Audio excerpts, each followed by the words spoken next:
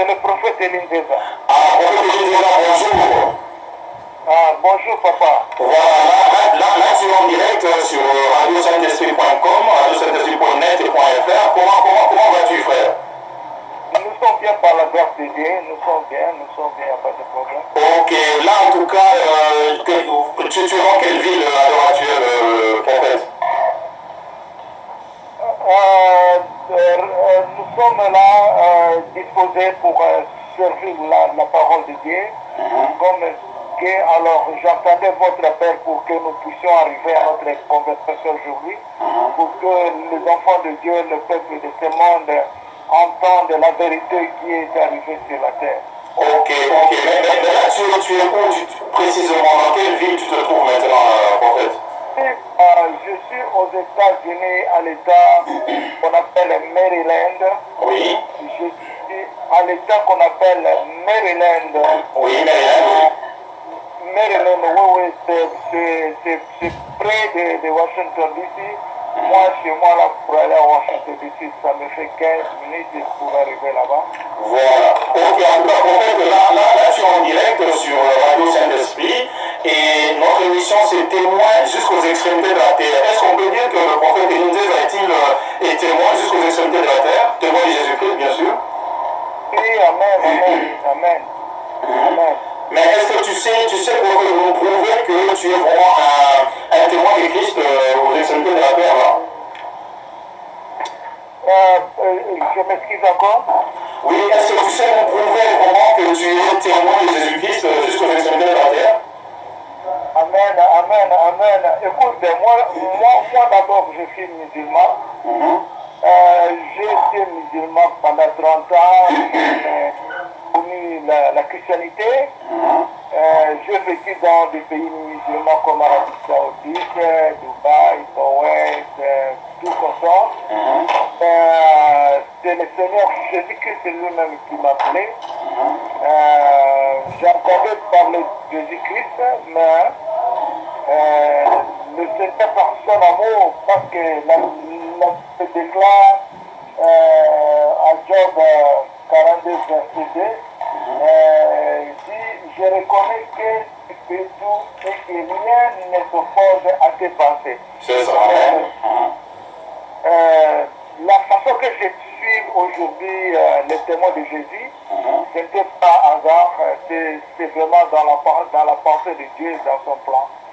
C'est ça que moi je peux dire. Ok. Mais dis-moi, là tu as dit que tu es prophète de l'Éternel, n'est-ce pas? Oui. Mais dis-moi, est-ce que comment es-tu devenu prophète, toi qui étais musulman avant, c'est depuis ta naissance, avant même que tu ne naisses, que tu avais été établi prophète des nations, ou c'est en venant en Christ que tu as découvert cet appel-là? Amen.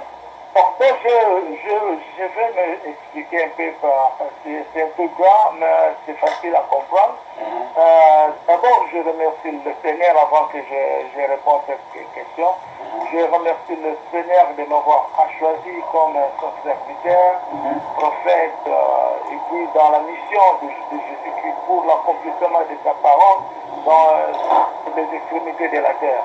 Alors donc, quand j'étais musulman, le Seigneur m'a paru comme ça, m'a paru à plusieurs fois, mais je ne le reconnais pas parce que j'ai beaucoup aimé l'islam et moi-même je sais que je dois m'envoyer musulman.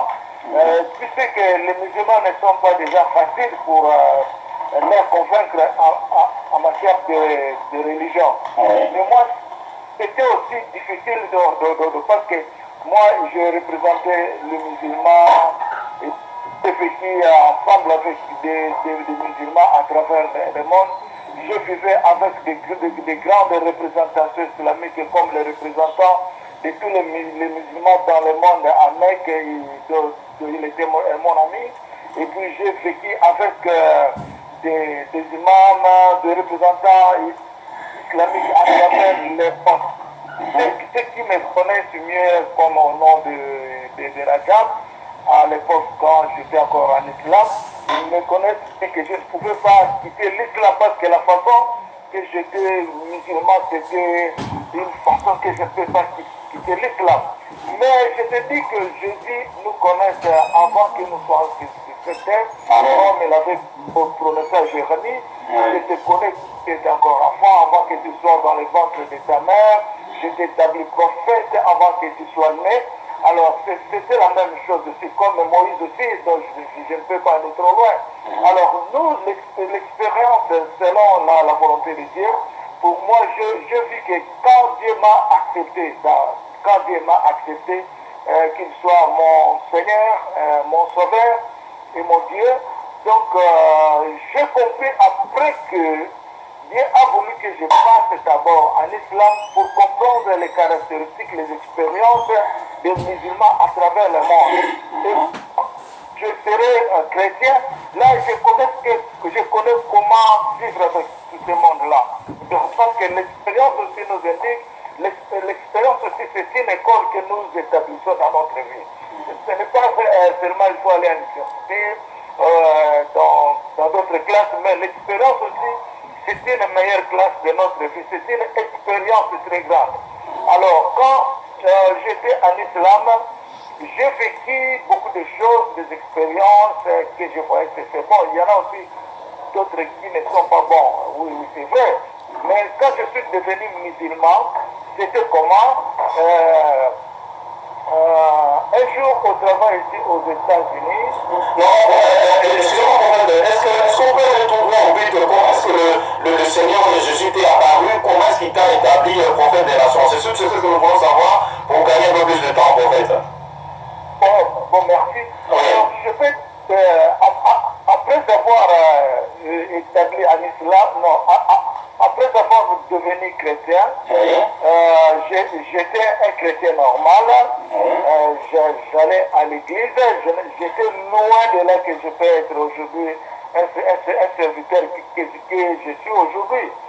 C'est loin de ma façon. Mais un jour, je priais dans ma chambre, dans la chambre de mon fils, j'ai entendu Dieu m'appeler prophète Élie. Il faut avoir une foi, il faut endurcir ta foi pour que tu connaisses comment est la grandeur de la parole. C'était une parole directement claire de la part du Seigneur, c'est ça?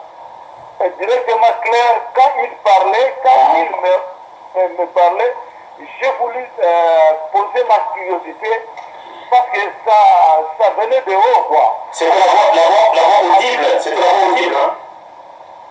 Oui, c'est ça. Okay. C'est comme un homme qui parle. Donc j'ai tombé ma vision vers le haut parce que ça venait donc de là. Donc au moment que Dieu me parlait, quand j'ai tombé mes yeux en haut, j'ai vu qu'il parlait par le tonnerre, comme de feu là. Quand il parlait que prophète Élie, il faut endurcir ta foi pour connaître comment est la force de la parole. Avant qu'il termine, j'ai vu que c'était du feu qui me parlait. Donc, la puissance dont Dieu me parlait par la puissance.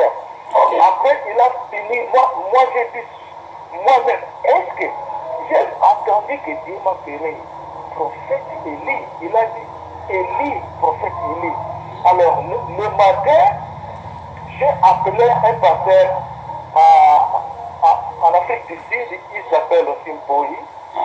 Et je lui ai dit que la nuit, quand j'ai prié, j'ai imaginé, j'ai entendu la voix de Dieu qui m'a dit, prophète Élie, il m'a dit, il faut endurcir ta foi pour connaître comment est la force de la parole de Dieu. Alors, pasteur Poïma, elle m'a dit, si Dieu t'appelle prophète Élie, donc toi tu es Élie, il ne faut pas douter. Alors, mais j'ai douté. J'ai fait aussi d'appeler un autre pasteur ici aux États-Unis. Je l'ai expliqué, il m'avait dit qu'il faut encore demander à Dieu si c'est lui qui t'a appelé prophète Élie. Le pasteur là a douté, le pasteur là a dit il faut encore demander à Dieu avant de dormir. Alors, qu'est-ce que j'ai fait? Avant que je dors, je m'étais agenouillé. J'ai demandé au Seigneur, est-ce que c'est toi qui m'as fait parler? C'est ça. Alors maintenant, il m'a montré par l'image. Je vis, Dieu m'a donné un stylo de qualité là. Il me dit, crie maintenant que moi, Seigneur Jésus-Christ, je t'ai appelé prophète Élie. J'ai commencé à écrire, et c'est terminé. Ça, c'était par l'erreur. Alors, quand je me suis réveillé le matin, j'ai appelé le deuxième pasteur, je lui ai dit que toi, tu m'avais posé la question, que de demander encore à Dieu. J'ai demandé à Dieu, mais voilà le message que Dieu m'a donné. Après avoir délivré le message, le pasteur m'a répondu, m'a dit, mais moi, je n'ai pas eu doute à ce que tu m'avais parlé. Moi, je n'ai rien dit, j'ai dit seulement, il faut demander encore Dieu, c'est pour te confirmer.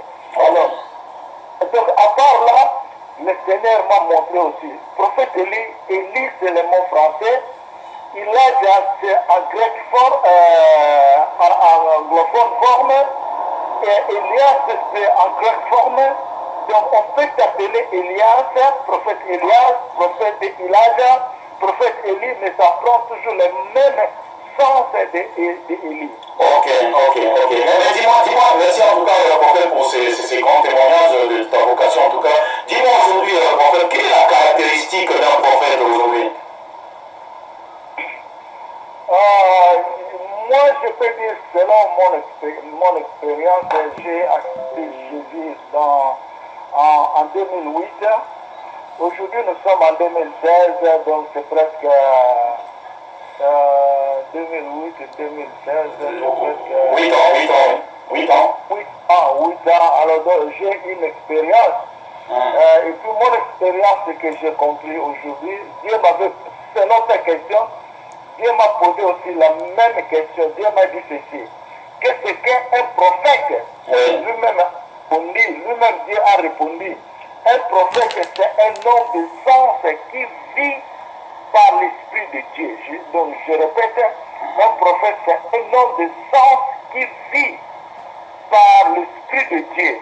C'est ça que moi j'ai compris. Aujourd'hui, l'Église a tombé parce que l'Église n'écoute pas le Seigneur. L'Église ne fait pas ce que le Seigneur parle. L'Église a boycotté les plans du Seigneur. C'est pourquoi l'Église a devenu comme les enfants de l'Israël au désert là. Donc parce qu'ils n'ont pas voulu écouter le Seigneur. Si l'Église a tombé, c'est à cause parce qu'un prophète d'abord, un prophète ne peut pas parler s'il n'entend jamais parler du Seigneur Jésus-Christ. Jésus-Christ parlait plus que 71 fois dans la Bible. Il a dit, ce que moi je vous parle, ça ne vient pas de moi, ça vient que de mon Père. Amen. Il faut ouvrir le chapitre de Jean 5 et 19, ça se trouve aussi là-bas. Oui, j'aime beaucoup ce verset, Jean 5, 19, où Jésus dit en tout cas, le Fils ne fait rien de lui-même, il fait que ce qu'il voit faire au Père. Et tout ce que le Père fait, le Fils le fait pareillement. Mais dis-moi prophète, aujourd'hui en tout cas, je m'excuse, le monde est un peu sceptique par rapport aux faux prophètes, aux fausses prophéties, tout ça, mais qu'est-ce qui peut nous prouver que tu es un vrai prophète? Bon, je vais donner quelques différences à ce qui concerne mon expérience. Oui, prophète. Un prophète, comme je viens de l'indiquer, c'est un homme de sens. Un prophète ne peut être lui-même qui dit des choses. Un prophète ne peut même pas prophétiser par sa pensée qui dit que je dois prophétiser. Non, ça c'est pas un prophète. Un prophète, c'est un ministère. Le mot prophète, ça vient de la pensée de Dieu. Donc ce qui vient de Dieu, lui, relève ce qui vient de Dieu. C'est comme une prophétie. Donc c'est parler. Le mot un prophète, c'est parle, prophétie, parle. Donc quand le prophète parle, donc je vais répondre d'abord dans la question. Il y en a plusieurs façons de prophètes. Il y en a les mystères prophétiques. Dans les mystères prophétiques, vous avez une mission que tu vas remplir. Ça dépend. Tu peux remplir la mission pour ta famille, la mission pour une nation, la mission de l'âge, la mission pour un temps ou bien un événement. Dieu va faire un prophète pour confirmer son peuple. Et moi je parle ceci, ce peuple doit suivre ces prophètes-là. Parce que la voix des prophètes, c'est la voix de Dieu. Mais aujourd'hui, on voit que le mot prophète vient d'être abîmé parce qu'ils ne comprennent pas le mot prophète. Donc il y a ce qu'on appelle les Mbikoudi, comme les Ngunza, ils tous ont devenu prophètes aujourd'hui. Les clairvoyants, dont en anglais on les appelle cides. Les clairvoyants, ils peuvent voir des choses comme ça, ils peuvent te relater, toi tu es malade, toi tu es la diabète, toi tu es quoi. Mais c'est un clairvoyant, on dit c'est un don de Dieu qu'il est né avec ça. C'est un don. Mais cela ne veut pas dire qu'il est un prophète. Ok, mais l'important, je m'excuse de t'interrompre, mais nous voyons aussi dans l'Ancien Testament, la Bible nous dit que le prophète fut, en fait, ils étaient appelés, ils étaient pris pour des voyants. Est-ce que le prophète lui aussi est un voyant? Ça c'est une bonne question. Un prophète Élie, il voyait, mais sa mission n'était pas pour être voyant, mais sa mission était pour montrer le monde qui est le vrai Dieu. Pour demander qui est le vrai Dieu. Ok. En tout cas, là, je crois que nous allons rentrer maintenant nous allons foncer encore dans la profondeur. Mais quelle est alors ta vocation, quelle est la mission que le Seigneur t'a donnée sur cette terre en t'appelant pour être son prophète? Amen, amen. C'est ça que la question que j'ai entendue. Ma mission est prophète sur la terre, cela veut dire que Dieu m'a appelé pour s'asseoir au trône de David. Pas seulement au trône de David dont je vais parler la révélation. Quand je parle de ma bouche, il faut que je fasse des références. Dieu m'avait dit ceci, écoute-moi bien, je jure au nom de Jésus. Oui, le trône de David, c'est ça? Vous parlez, là, tu parles du trône de David, c'est ça? De quoi? Là, tu parles du trône de David, c'est ça? Le trône de David, le trône du roi David. Ah, donc c'est toi qui es censé t'asseoir, c'est toi qui es censé t'asseoir sur le trône de David. Dieu m'avait dit, j'étais envoyé à la place de David, au trône de David comme roi.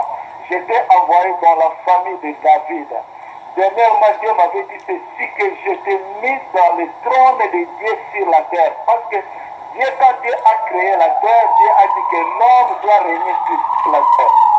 Dieu a mis la terre pour que Dieu ne règne pas sur la terre, mais c'est l'homme qui doit régner sur la terre. À cause du péché, Dieu maintenant a pris le rôle de la terre. Dieu a pris le rôle de régner. C'est Satan qui est venu maintenant régner. Satan a pris le monde. Il a quoi? Donc il a commandé le monde de son propre gré avec ses personnels.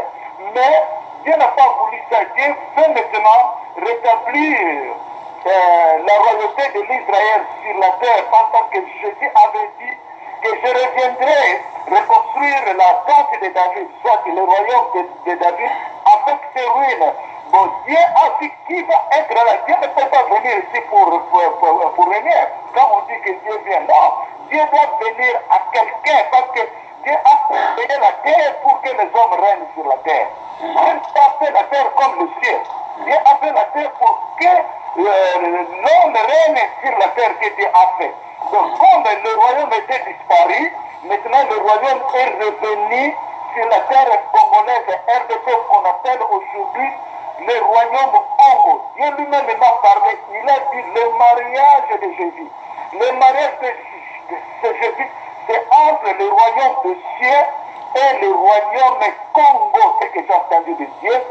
Donc, cela veut dire que Dieu est venu pour restaurer la terre, pour restaurer le royaume de David, ce royaume qui va être sa parole sur toute la terre, jusqu'à toutes les extrémités, pour parler la bonne nouvelle, parce que nous sommes dans la fin du temps. Donc, le royaume de David va être arrivé avec un signal de la puissance divine qui est maintenant sur la terre. Ce royaume qui va contrôler ce monde, qui sera supérieur au-dessus de tous les mondes dans les quatre coins de la terre. Donc le Congo, qui est le Congo, RDC est maintenant le royaume Congo. Mais dis-moi, mais à l'époque de David, le royaume était physique et non spirituel. Aujourd'hui, le royaume est spirituel. Donc, tu veux dire que tu as été couronné ou établi roi par Dieu lui-même? Dieu m'a choisi souverainement par sa volonté d'être roi, parce que l'autorité de la roi de Dieu vient vient de Dieu lui-même. Ok, mais aujourd'hui, nous tous, nous sommes des rois des sacrificateurs. Amen, amen, amen. Donc ça c'est une belle question. Nous tous, nous sommes il y a une confusion. Le Seigneur m'a dit parce qu'il m'a montré le royaume par un arbre de la vie, par la rivière de la vie. Le royaume est venu en forme spirituelle de l'arbre de la vie. Il m'a dit ceci, qu'est-ce que le royaume de David? Le royaume de David, c'est un arbre de la vie. Donc l'arbre de la vie qui est Jésus-Christ de Nazareth, c'est comme un jardin, une nation de la vie qui va donner la vie aux autres. Alors c'est une organisation qui est au ciel, qui est descendue sur la terre. Donc sur la terre, il faut qu'il y ait un chef qui va contrôler. Ce chef-là, c'est lui-même Jésus-Christ qui sera avec ce chef-là qu'il a choisi. Parce que Jésus, normalement, donc, on ne peut pas voir Jésus physiquement ici sur la terre. La Bible déclare, le Seigneur a dit, on vous dirait que on a vu Jésus ici, de l'autre côté, il ne faut pas croire, mais le royaume de Dieu est parmi vous. Donc le royaume de Dieu est parmi vous. Le royaume est venu par Jésus-Christ, par Emmanuel. C'est donc le Saint-Esprit qui est le monopole du royaume ici sur la terre. Mais le Saint-Esprit va vivre avec le Saint de Dieu. Mais parmi ces saints de Dieu, il y a les hiérarchies, comme ça se trouve dans le ciel. Le même hiérarchie va être aussi sur la terre. Il faut qu'il y ait quelqu'un qui sera des corps physiques comme toi et moi, qui sera assemblé avec ses disciples, avec les disciples de Dieu. Donc on peut pas, nous sommes des rois. Les rois, c'est ceux qui ceux qui sont choisis dans le royaume de Dieu. C'est pour cela qu'on appelle Jésus le roi des rois. Donc il est des rois des saints. Donc des rois des saints qui sont choisis dans le royaume de Dieu. Donc c'est ça. Mais ici sur la terre, comme Israël était choisi par le juge, et à partir donc de juge, il y avait un roi. Donc Saoul, et puis David, et puis Salomon. Donc le même thème-là, ça va être repris. Bientôt, on va voir ça, le royaume de David va être restauré. Et l'une des sera comme roi sur le royaume de David. Je dis bien, sur le royaume de David au Congo RDC, c'est le royaume Congo. Ok, dis-moi, donc cette personne-là qui doit être couronnée roi, c'est l'une des c'est ça? C'est bien moi. Mais dis-moi un peu, prophète. Donc tu es prophète et en même temps roi, c'est ça? Oui, c'est possible. Mais non, comment ça c'est possible? Tu as dit que tu es prophète et maintenant tu te déclares roi. Dieu t'a déclaré roi, c'est ça?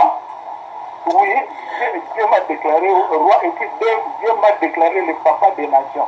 Dieu t'a déclaré le papa des nations comme Abraham, c'est ça? Oui, Dieu m'a déclaré le papa des nations. Mais est-ce que excuse-moi prophète, est-ce que tu crois au retour de Jésus-Christ? Je crois à quoi? Au retour de Jésus-Christ. Oh, mais le retour de Jésus-Christ maintenant, non? C'est par le royaume. Après, le royaume est venu pour établir le jugement. Ok, donc ça veut dire que dans chaque pays, il y aura un roi, c'est ça? Parce que quoi? Dans chaque pays du monde, il y aura un roi. Le Seigneur m'avait dit ceci, hein? Le royaume de la terre seront toujours là, mais le royaume étendu supérieur, ça va être le royaume de Jésus. Ok, donc le royaume de Jésus, donc toi tu seras le roi, c'est ça? Donc à travers le monde, il y aura toujours, comme on dit, le président, le roi de l'Arabie Saoudite, le roi de... Ils sont là, on ne doit pas les changer. Mais le royaume de David est venu pour être supérieur à tous ces royaumes. Donc tu vas gouverner le monde entier, alors si je comprends bien. Et gouverner le monde entier. Donc est-ce qu'on a une preuve pour faire que c'est Dieu qui t'a parlé? Dieu m'a couronné lui-même, je vais aller au ciel voir Jésus. Quand je l'ai dit, il m'avait dit que Dieu est venu partager. Moi j'ai dit, partager quoi? Au ciel. Je dis Dieu au ciel. Moi j'ai prié que Jésus, par sa volonté, je vais au ciel. Il me fait voir, visiter comment est le monde. Il me visite comment il a fait même les fondations du ciel. Gloire à Dieu en tout cas pour cette grâce que tu as. En tout cas, là, nous sommes toujours sur radio-saint-esprit.com.fr.net, donc témoin jusqu'aux extrémités de la terre. Aujourd'hui, nous sommes en train donc de parler avec le prophète roi, je dirais même notre frère Eline Zeza, qui dit que voilà, c'est lui qui sera couronné en tout cas dans le... C'est quand est-ce que tu seras couronné roi dans ce monde-là, prophète? Je suis déjà roi, papa. Ah, oui. Dieu est assis sur le trône de Dieu sur la terre. Ok. Le trône de David, Dieu m'a dit, tu vas représenter les 12 tribus de l'Israël. Ok, dis-moi prophète, mais moi j'ai lu dans la Bible, il dit que le prophète, les disciples ont demandé à Jésus-Christ, est-ce en ces temps que tu vas rétablir le royaume d'Israël? Même Jésus n'a pas eu de réponse à leur donner. Il n'y a que le Père lui-même qui connaît, comme Jésus a répondu. Mais comment est-ce que toi tu nous surprends en disant que non, tu as eu la révélation du rétablissement même de ce royaume-là sur la terre? Mais pourtant Jésus ne connaissait même ni la date, ni le jour, ni l'heure, ni comment. Non, écoute, les choses, il ne faut pas combiner les choses spirituelles avec les choses physiques, matérielles. Donc, le spirituel, c'est d'abord, ça commence, la vie commence par le spirituel. C'est pour ça que Jésus nous a donné le Saint-Esprit pour que nous vivons spirituellement, non physiquement, mais corporellement, que nous vivons spirituel. C'est parce que le spirituel, c'est celui qui a fait le physique, le corps qu'on a aujourd'hui. C'est le Saint-Esprit, donc c'est Jésus qui l'a fait. Donc c'est spirituel. Donc adorons le Père en esprit et en vérité. Mais maintenant le monde a changé les versions, il faut tout par le physique. Le physique c'est un complément seulement, un complément de la pensée de Dieu. C'est pour cela que nous sommes arrivés par la boue de la terre. Donc il faut que nous marchions par cette boue-là parce que nous sommes dans la terre. Donc il faut que nous vivons par physique. Mais c'est l'esprit qui est maintenant supérieur à nous autres parce que nous avons maintenant ce qu'on appelle le supernaturel en français. Surnaturel, oui, mais dis-moi, prophète, donc tu es roi sur le plan spirituel et non physique. Non, sur tous les plans. Donc, spirituel et physique. Spirituel et physique. Bien sûr, on n'a pas donné les ordres. Mais prophète, excuse-moi, mais si c'est physique, mais Jésus a dit que lui ne connaissait même pas l'heure de l'établissement du royaume d'Israël. Mais comment est-ce que toi tu as eu cette révélation-là? Non, vous n'avez pas compris. Jésus a dit que ce n'est que le Père, parce que Jésus, quand il devait rentrer, Jésus a dit que ce n'est que le Père qui a l'autorité de vous donner cette réponse. À ce moment, Jésus n'a pas voulu parler de l'établissement du royaume de l'Israël. Mais maintenant, c'est fait déjà. C'est fait maintenant. Jésus n'a pas voulu donc, ils ont demandé quand est-ce que le royaume de l'Israël va être restauré. Mais Jésus ne les avait pas répondu. A dit que ce n'est que le Père qui a l'autorité. Mais ce royaume-là est repris maintenant parce que moi je parle avec le Père. Donc le Père maintenant t'a révélé le moment de l'établissement du royaume d'Israël, c'est ça? Oui. Donc le royaume de l'Israël est repris maintenant. Je te dis la vérité. Ok, mon frère, dis-moi maintenant quelle est la preuve. Est-ce que tu as des preuves que ce royaume est établi? Ah, ça c'est une bonne. Parce que la Bible nous dit que le témoignage de deux personnes doit être vrai. Toi, tu es la seule personne à déclarer cela. Mais est-ce qu'il y a... Mais écoutez un peu, prophète, mais moi je me rappelle dans la Bible, quand Samuel devait moindre le roi, ou prenons maintenant celui qui est dans ton cas, qui devait moindre David comme étant prophète ou comme étant roi, n'est-ce pas? Il y a eu des témoins, il y a eu sa famille qui était autour de lui. Et même quand Samuel devait moindre Saül, il y a eu quand même des témoins. Mais est-ce que tu as eu des témoins quand Dieu t'a oint pour être roi sur le royaume de David? J'ai beaucoup de témoins que Dieu a parlé. Plusieurs témoins que Dieu a parlé. Jésus était avec des gens. Il a dit que je vais envoyer ma missionnaire Eliseza qui vient pour aider ce pays. Qui vient, il y a des prophéties, des prophètes même en parlent. moi je peux dire que dans tous ces 4 coins du Congo RDC, je n'ai pas, je ne juge pas quelqu'un, je ne suis pas supérieur à quelqu'un, le même, mais moi je plie des témoignages. Ok. Nous, témoignages même qui n'ont pas encore sorti. Ok. Ok. On a des témoignages. Et puis je vais vous dire que le hunting de Dieu, tous ne seront jamais des mêmes formes, des mêmes couleurs. Dieu fait d'une manière, d'une autre façon. On fait des façons. Mais le témoignage, le grand témoignage que je te donne, que l'accomplissement va s'établir, l'accomplissement. Donc la puissance divine de la terre fonctionne avec l'armée céleste de la terre, c'est l'accomplissement qui va montrer le monde que le royaume de David est à Paris maintenant. Dis-moi un peu, mais quand tu as un nombre mortel et après toi, comment sera organisé ce royaume-là? Je ne dois pas organiser cette terre, mais ça va être organisé par la voie du Saint-Esprit. Donc ce sera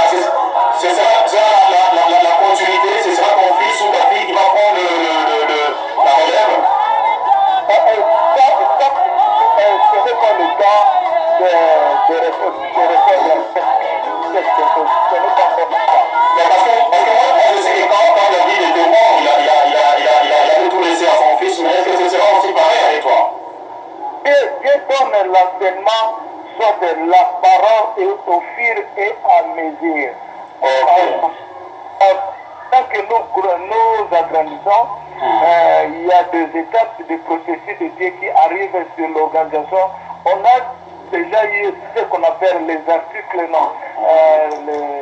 les déclarations des royaumes. La déclaration des royaumes est arrivée comme la loi de l'Israël sur la terre. Donc tout est là dans les déclarations. J'ai parlé ça dans des vidéos. Donc j'ai déjà parlé ça. Les déclarations, Moïse a eu les 10 commandements. Moi j'ai eu les déclarations. Dieu a donné cette déclaration à Élisée personnellement.